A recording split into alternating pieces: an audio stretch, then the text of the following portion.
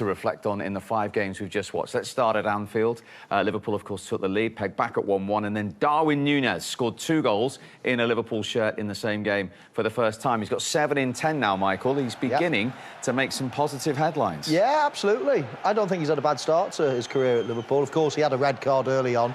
That never helped. But he's back and he's scoring a few goals and he's looking sharp.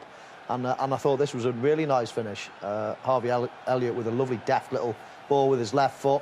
You can quite clearly see Núñez gets onside and he makes that finish look easy on the volley.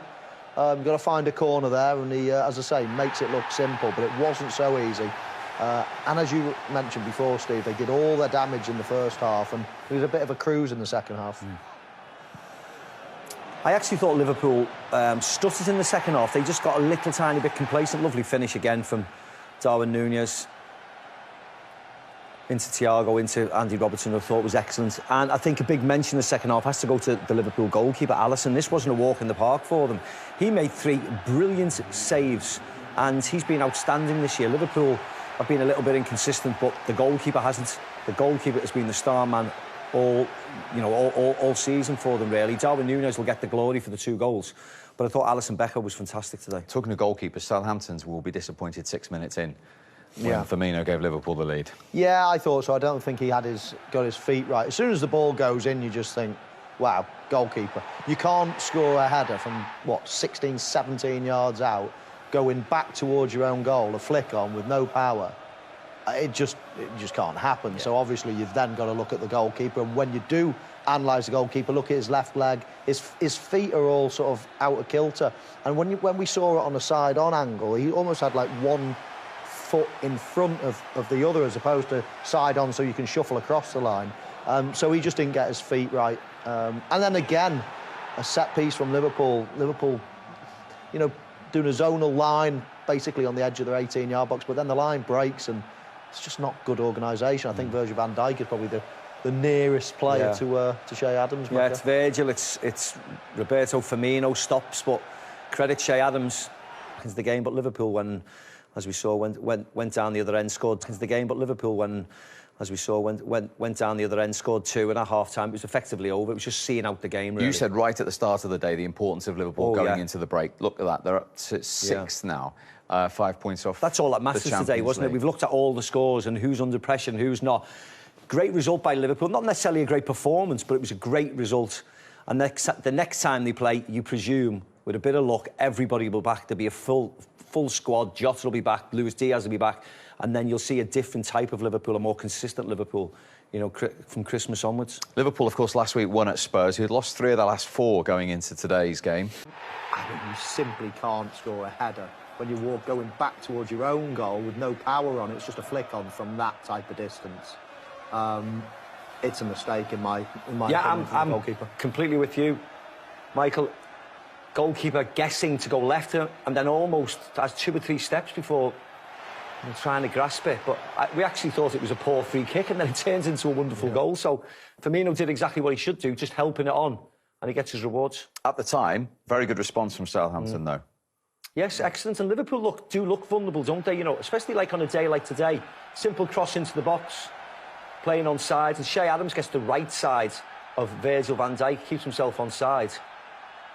As you can clearly see there. It's tight, but he's on side and he finishes it really well. Yeah, and on free kicks, you mark zonally. You try to keep a line, you try to keep arms distance between everyone, so nobody can get in the gaps. And if they do, you can almost, you know, use your arms to almost, you know, hold a stiff arm, let's say. Not pull their shirts, but just hold stiff arms just to keep them out.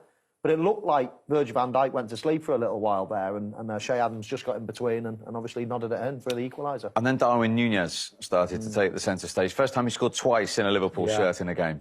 He's had a really good first half, hasn't he? Looks really powerful. He was always in the right areas. This was a really nice goal, actually, from him, because his movement is excellent. Just jumps back on side, and then this is the better angle. And you see his movement. He knows he's in an offside position. Jumps back on side, and then comes back again there, and then finishes it really well. He does. He makes the finish look easy. It's not the easiest to finish. A great ball as well. Harvey Elliott with a lovely little clip ball. But this fella, he's split opinion, I think, since he's been at Liverpool. Lots of people thinking, oh God, is he Is he that 80 million odd person? I think he shows real signs, promising signs for the future, even though he's still a little bit rough around the edges. But this is a lovely goal. You know, it's a training ground goal in many ways. Lovely pass inside. Liverpool do that so often. And I just love my centre forward. He's very raw, isn't he, Michael? And you know that every year he's at Liverpool, he will improve. Liverpool are not spent £80 million on a finished product, but they're hoping he's going to get there in the next couple of years, and I think he will. So Liverpool, of course, with their sights set on the top four. Currently in fourth are Tottenham. Now, you have to go back to September 2008 for the last time Spurs lost 3 home league games in a row. But they are behind at the break to Leeds, for who Crescencio Somerville has now scored in 4 league games in a row. I just think this is such a good goal. Look at that for a touch. The ball's behind him. He takes one lovely touch with the outside of his foot, another one to keep it away from the defender, and then finishes it brilliantly. I mean, he makes this. This is a really hard chance. He's behind the defender in many ways when he gets the ball, and bump, bump. I mean, how he does that is really, really exceptional. And he's also holding the defender off, isn't he? This is the Harry Kane equaliser. I think, personally, it was a foul on the goalkeeper. Do you? Yeah, they come clambering into him, pushing him back. He can't get much of a punch on it, but I mean, fair play to Harry Kane. He's the best around, isn't he, as a centre-forward? Yeah, his touch actually goes a little bit close to him. He really adjusts his body. But you can see what the Leeds defenders thought of it, and I agree with Macro. I thought it was a foul. But then Leeds went up the other end again. Rodrigo, lovely strike. I think the pace beats Lloris in the end. Yeah, and Leeds have made chances. Tottenham are struggling, aren't they? Now, we began the day talking about the World Cup squad and talking about James Maddison as the informed player. Highs and lows in this first half for him at West Ham. Oh, you could, I mean, you really could cry for him, couldn't you? I mean, your dreams in tatters, maybe. I mean, we scores don't the know. goal. He scores the goal, but that's no consolation to him, Steve. I mean, going to the World Cup or not going to the World Cup as it might be now, but what looked like a hamstring injury. But more news to follow on that one. This one was not given in real time. Good use the use of VAR. Macca straight away, that's a penalty. Yeah, you VAR. could see Craig Dawson and his reaction.